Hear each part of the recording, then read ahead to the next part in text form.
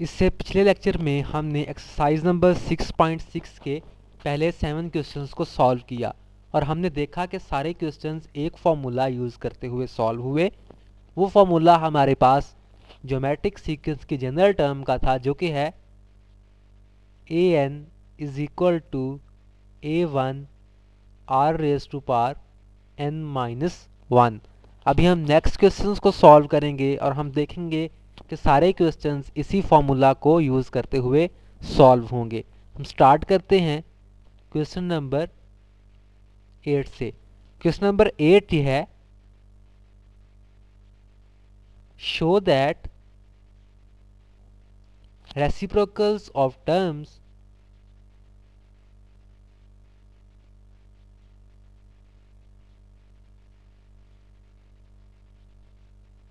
of geometric progression a1 r square a1 r raised to power 4 and so on form another geometric progression। कि एक हमारे पास geometric progression है, अगर हम इसकी टर्म्स का रेसिप्रोकल लें तो तब भी हमारे पास एक ज्योमेट्रिक प्रोग्रेशन आना चाहिए। सबसे पहले हम रेसिप्रोकल्स ले लेते हैं।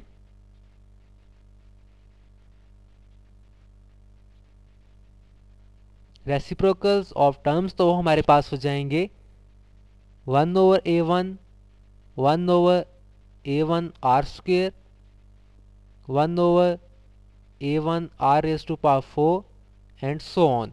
अब ये हमारे पास एक सीक्वेंस आ गया। हमने बताना ये है कि ये जो सीक्वेंस है ये हमारे पास ज्योमेट्रिक सीक्वेंस है या नहीं। एक्चुअली हमने प्रूव करना है कि ये हमारे पास जब हम रेसिप्रोकल्स लेंगे तो एक ज्योमेट्रिक सीक्वेंस बनेगा। जैसे कि आपको पता है कि ज्योमेट्रिक सीक्वेंस ऐसा सीक्वेंस होता है जिसमें दो कंसेक्टिव टर्म्स के दरमियान जो रेशियो है वो सेम होती है। अगर मैं इन दो टर्म्स की रेशियो लूं तो R common ratio is 1 over a1 r square divided by 1 over a1। तो इसका मेरे पास आंसर आ जाएगा 1 ओवर r स्क्वेयर।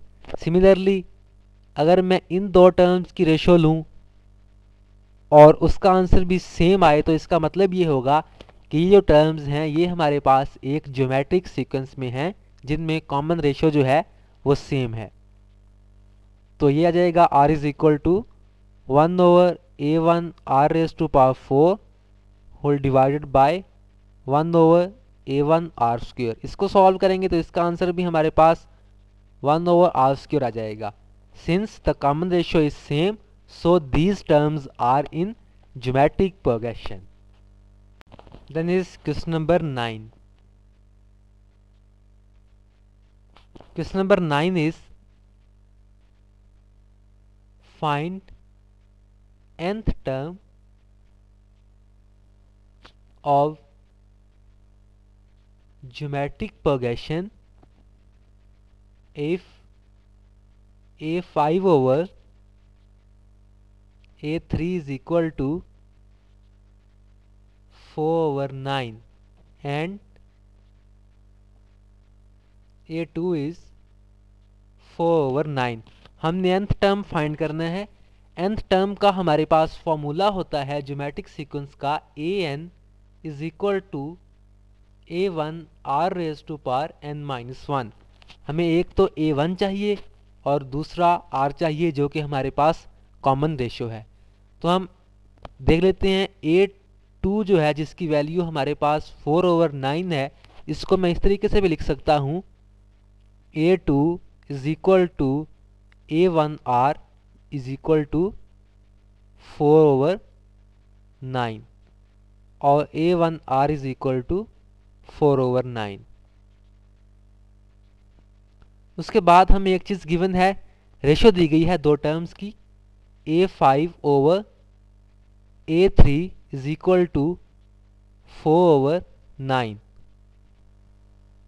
a5 को इस तरीके से लिखा जा सकता है a1 r raise to power 4 by using this formula और A3 को इस तरीके से लिखा जा सकता है A1 R square using general term formula is equal to 4/9। तो यहाँ से हमारे पास आर स्क्वेयर की वैल्यू आएगी 4/9 और R is equal to plus minus 2/3।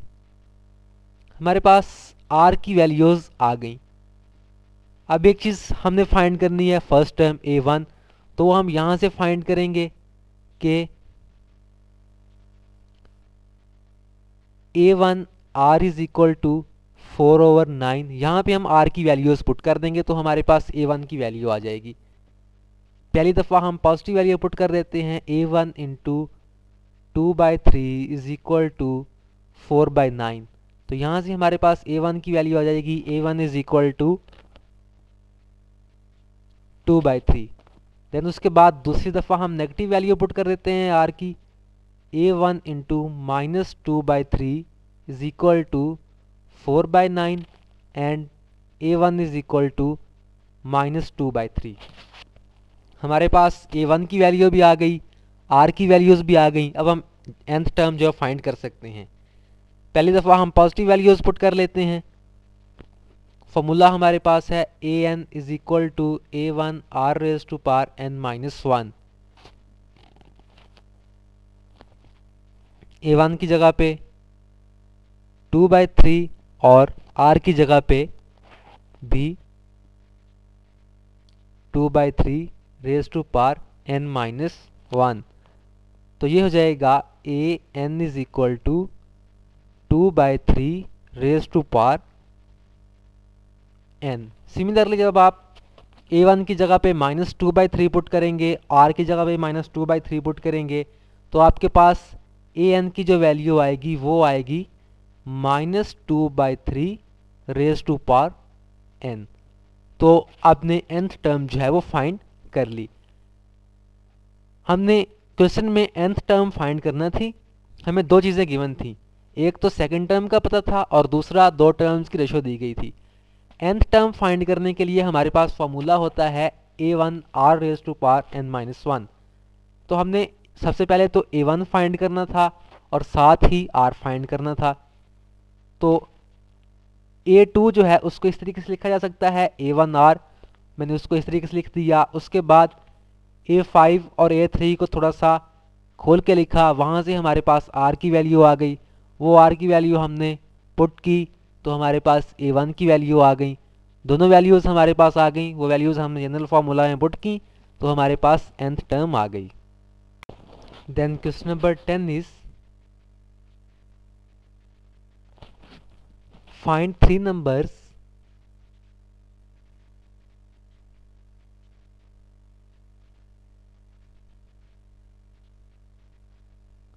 in geometric progression whose sum is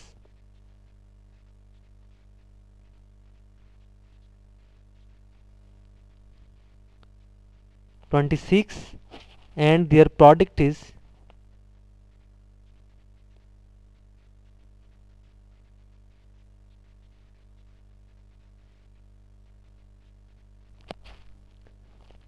216। हमने 3 नंबर्स फाइंड करने हैं ज्योमेट्रिक प्रोग्रेशन में जिनका सम 26 हो और प्रोडक्ट 216 हो।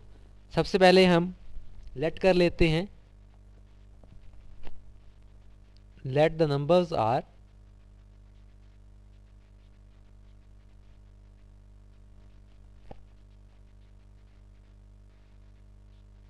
A over R, A and AR। ये हमारे पास ज्योमेट्रिक सीक्वेंस में है, इनमें कॉमन रेशो जो है वो सेम है जो कि हमारे पास R है। कंडीशन हमारे पास ये दी गई है कि सम of numbers is 26। it means that A over R plus A plus AR is equal to 26। अगर मैं इन सब को ऐड करूं तो R LCM आ जाएगा, तो ये हो जाएगा A plus AR plus AR square is equal to 26 और a plus AR plus AR square is equal to 26R। दूसरी कंडीशन हमारे पास दी गई है, प्रोडक्ट ऑफ नंबर्स इज 216। तीनों को मल्टीप्लाई करें तो हमारे पास 216 के इक्वल है। AOR multiplied by A multiplied by AR is equal to 216। यहाँ से हमारे पास R के साथ कैंसिल हो जाएगा, तो ये आ जाएगा A cube is equal to 216 और A इज इक्वल टू 6। ये जो A की वैल्यू है ये हम इस इक्वेशन में पुट करेंगे तो हमारे पास R की वैल्यू आ जाएगी। A की जगह पे हम इस इक्वेशन में 6 पुट कर लेते हैं। A plus AR plus AR square minus 26R is equal to 0। A की जगह पे 6 पुट कर दें। 6 plus 6R plus 6R square minus 26R is equal to 0। तो ये हमारे पास हो जाएगा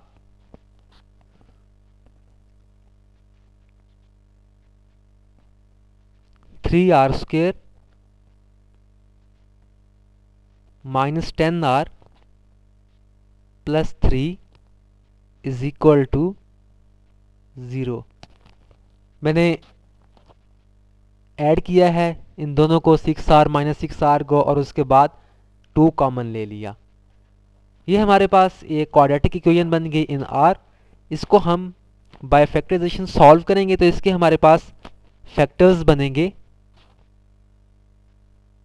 R minus 3 and 3R minus 1 is equal to 0। R की हमारे पास दो वैल्यूज आ गई, R is equal to 3 and R is equal to 1/3। A भी हमारे पास आ गया, R भी हमारे पास आ गया। तो अब हम नंबर्स जो हमने लेट किए थे वो हम फाइंड कर सकते हैं। पहला नंबर हमने लेट किया था A ओवर R,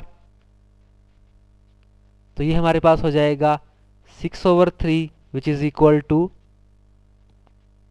2। दूसरा number A is equal to 6। तीसरा number AR which is equal to 18। Similarly हम R की जगह पे 1/3 पुट करेंगे तो उसका हमारे पास आंसर आ जाएगा, ये हमारे पास सीक्वेंस बन गया 2, 6 एंड 18 नंबर्स आ गए। और जब हम R की जगह पे 1/3 पुट करेंगे तो हमारे पास नंबर्स आएंगे 18,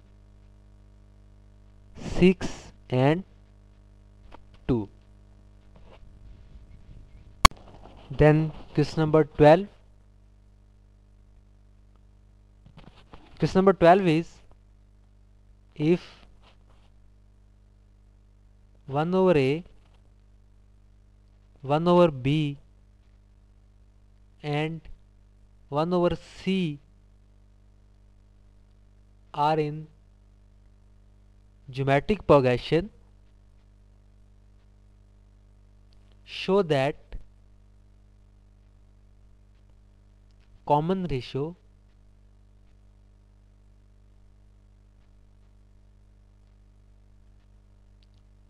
R is plus minus A over C whole square root. अगर हमारे पास 1 ओवर A, 1 ओवर B और 1 ओवर C जो है ये ज्योमेट्रिक प्रोग्रेशन में हो तो हमने शो करना है कि कॉमन रेशो जो है वो A ओवर C है। सीक्वेंस हमारे पास है 1 over A, 1 over B, 1 over C। अगर हम कॉमन रेशो फाइंड करें R इन दो टर्म्स की तो वो हमारे पास होगी 1 over B divided by 1 over A which is equal to A over B। उसके बाद हम नेक्स्ट टू टर्म्स की कॉमन रेशियो फाइंड करें तो ये हमारे पास हो जाएगी 1/c divided by 1/b which is equal to b/c। अगर मैं इन दोनों को मल्टीप्लाई कर दूं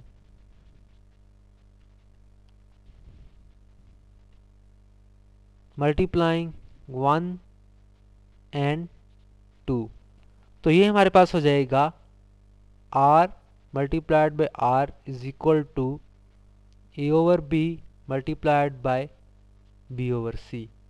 इस साइड पे ये हो जाएगा r square is equal to b के साथ कैंसिल हो जाएगा a/c and r is equal to plus minus a/c whole square root. और यही हमने प्रूव करना था।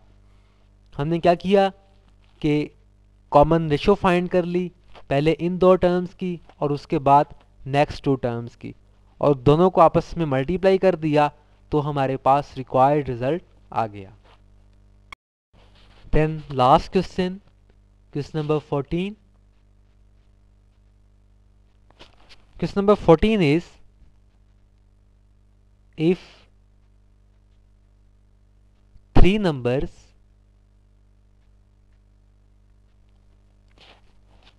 in arithmetic progression are increased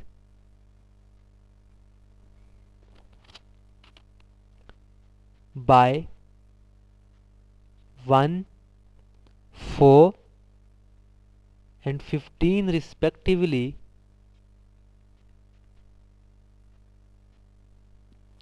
the resulting numbers are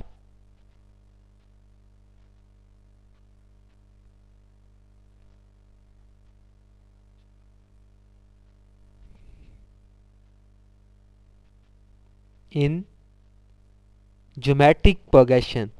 Find the numbers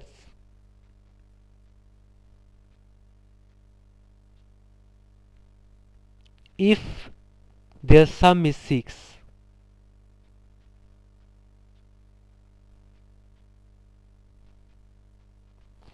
अगर हमारे पास तीन नंबर्स अरिथमेटिक प्रोग्रेशन में हों और हम उनको इंक्रीज कर दें बाय 1, 4 एंड 15 तो हमारे पास ज्योमेट्रिक प्रोग्रेशन में आ जाते हैं। हमने नंबर्स फाइंड करने हैं अगर उनका सम जो है वो 6 हो। सबसे पहले हम नंबर्स को लेट कर लेंगे जो हमारे पास अरिथमेटिक प्रोग्रेशन में हैं। Let numbers in arithmetic progression are a minus d, a and a plus d. As you know, the difference between terms in arithmetic progression is same. According to given condition, a minus d plus a plus d is equal to 6 कि sum of numbers जो है वो हमारे पास 6 है। तो ये हमारे पास हो जाएगा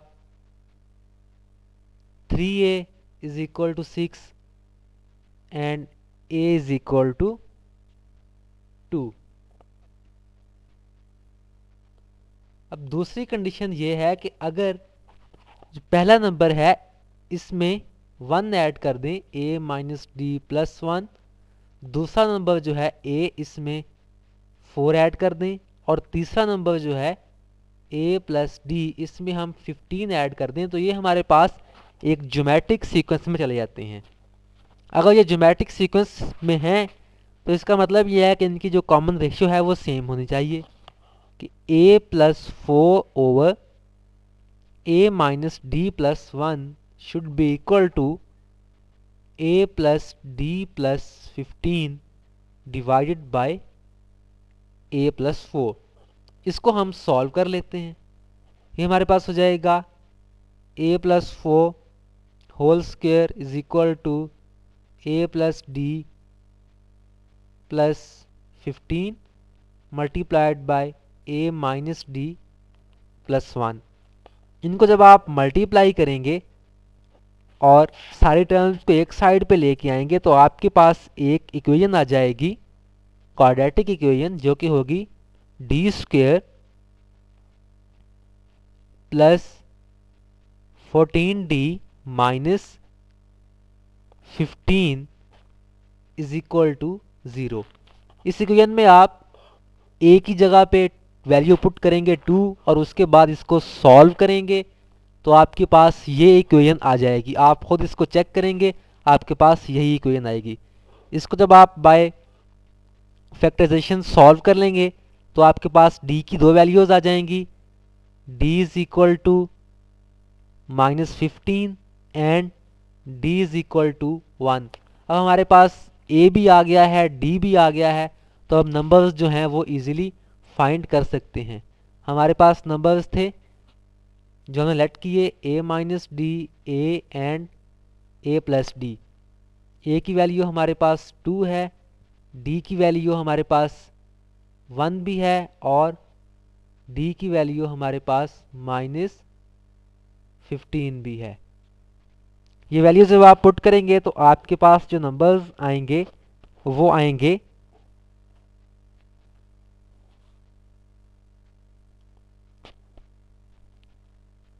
1 2 3 एंड जब यहाँ पे वैल्यूज पुट करेंगे तो आपके पास नंबर्स आएंगे 17 2 एंड -13। आप खुद ये पुट करके चेक करेंगे तो आपके पास यही आंसर आएगा।